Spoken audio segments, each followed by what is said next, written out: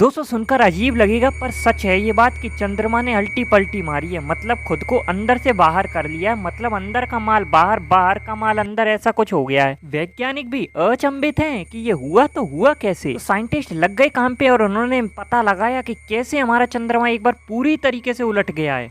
एक पेपर प्रकाशित हुआ जिसमें साइंटिस्ट ने प्राचीन चंद्र आंतरिक भाग की अस्थिरता पर जोर दिया और उन्होंने बताया कि एक चंद्रमा कैसे अव्यवस्थित तरीके से विकसित हुआ था। तो इसके लिए पहले हमें ये जानना पड़ेगा कि चंद्रमा किस प्रकार से विकसित हुआ था। एक जो कॉमन थ्योरी है वो आप जानते होंगे, उसके अलावा भी कुछ थ्योरी दी गई थी जो आपने कभी नहीं सुनी होगी, वो भी मैं आपको बताऊंगा। वैसे आपने चैनल को सब्सक्राइब कर लिया है ना? अरे नहीं किया? अरे यार कर लो यार, ऐसे क्या करते हो।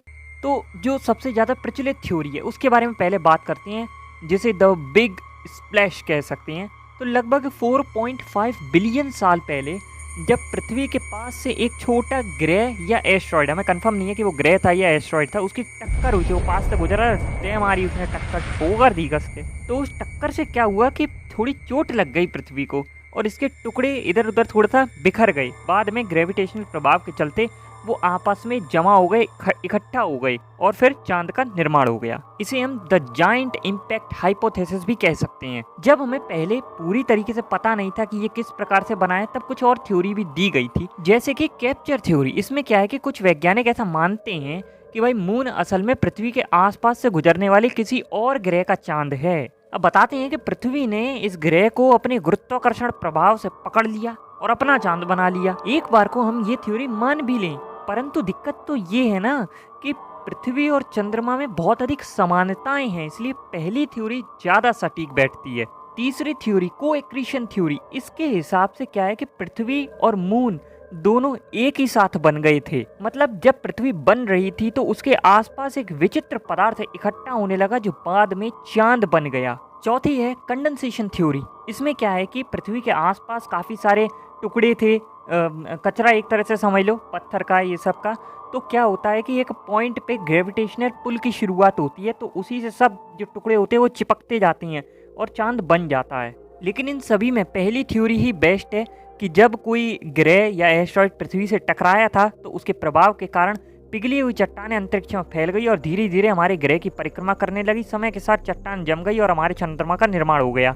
अपोलो अंतरिक्ष यात्रियों द्वारा चंद्रमा की चट्टानों के जो नमूने एकत्र किए गए थे, उन्होंने चंद्रमा के प्राचीन इतिहास के बारे में नई जानकारी भी उपलब्ध कराई थी इस बारे में। बाद में उपग्रह अवलोकन में ये पाया गया कि ज्वालामुखी चट्टानें चंद्रमा के निकटवर्ती भाग पर अधिक प्रमुख थीं। जब चंद्रमा पहली बार बना था तो संभवतः ये वैश्विक मैग्मा महासागर से ढका हुआ था।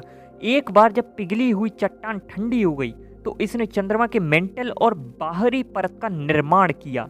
कंप्यूटर मॉडल ने दिखाया कि कैसे परत के नीचे मौजूद मैग्मा घने खनिजों में क्रिस्टलीकृत हो गया था, जिसमें इल्मेनाइट और टाइटेनियम और लोहा शामिल थे। क्रिस्टलीकरण का मतलब होता है कि किसी पदार्थ का या किसी वस्तु का ठोस या क्रिस्टल लाइक फॉर्म लेना। ये प्रक्रिया तब होती है जब पदार्थ जैसे कि कोई द्रव्य हो गया या रासायनिक कंपाउंड हो गया, गर्मी या अन्य प्रक्रिया प्राकृतिक प्रभावों के कारण ठंडा हो जाता है और उसका जो मॉलिक्यूलर अरेंजमेंट है एक ठोस या सिमेट्रिकल पैटर्न में बदल जाता है। इस प्रक्रिया में पदार्थ के मॉलिक्यूल्स एक स्थिरता या सिमेट्री के साथ एक दूसरे के साथ बंध जाते हैं, जिससे एक ठोस और ट्रांसपेरेंट क्रिस्टल का रूप बनता है। और ये जो प्रोसेस होता है वो विशेष रूप से धातुओं, मिनरल्स या फिर रासायनिक कंपाउंड्स में देखा जाता है। और हमने चंद्रमा के केस में खनिजों और धातुओं की तो बात की थी, यानी मिनरल्स की बात की थी। क्योंकि ये भारी खनिज नीचे के आवरण की तुलना में अधिक सघन है, यानी डेंस है, यह एक गुरुत्वाकर्षण अस्थिरता पैदा करता है और आप उम्मीद करेंगे कि यह परत चंद्रमा के आंतरिक भाग में गहराई तक डूब जाएगी। बाद में यही सघन पदार्थ चंद्रमा के आंतरिक भाग में डूब गया और पिघलकर मेंटल में मिल गया और अंत में यही टाइटेनियम समृद्ध लावा के माध्यम से सतह पर वापस आ गया, जो सतह पर स्पष्ट रूप से बहता है। आपने देखा होगा कि जो भी लावा होता है वो जमीन के अंदर होता है और वही बाहर आ जाता है। इसका मतलब जो चंद्रमा है वो उलट गया। इसको और एक्सप्लेन करूंगा मैं। अच्छा, ये उल्टा पलटी का क्या मामला है, ठीक है, तो वो समझाता हूँ। साइंटिस्ट ने पहले सोचा था कि मून के अंदर का जो कोर है वो ठंडा हो गया है, लेकिन जब उन्होंने क्लोजली स्टडी किया तो उन्हें पता चला कि ये ऐसा नहीं है। मून के सरफेस के अंदर वहां पर कुछ होता है जिसे साइंटिस्ट लूनार मेस्कॉन कहते हैं। ये लूनार मेस्कॉन यानी कि लूनार मास कंसंट्रेशन एक तरह का बहुत ज्यादा भारी पदार्थ है जो मून के अंदर है, जब ये पदार्थ ग्रेविटी के प्रभाव को महसूस करता है तो इसका असर उसकी जो ऊपरी क्रस्ट है उस पर होता है, यानी कि ऊपरी परत पर होता है। क्या असर होता है कि वो थोड़ा सा उठ जाती है और देखने में अंदर की तरफ घुटने लगती है। इस प्रकार मून का जो सरफेस है यानी उसका जो क्रस्ट है वो अपने आप को अंदर की तरफ ढकेलने लगता है और इसी फेनोमेनन को साइंटिस्ट ने लूनार मैस्कॉन की वजह से ऑब्जर्व किया। इसका एक प्रभाव है कि मून की जो सरफेस है वो ऊपर नीचे उबड़ खाबड़ होने लगती है, डिफॉर्मेशन हो जाता है उसमें। ये मून के ऊपर रोचक छल्ले बनाते हैं। दोस्तों आपको पता है कि साइंटिस्ट ने एक ऐसी सुपर अर्थ खोजी है जिसके एक साइड में हमेशा के लिए दिन रहता है और दूसरी तरफ अंतहीन रात। आपको नहीं पता इसके बारे में?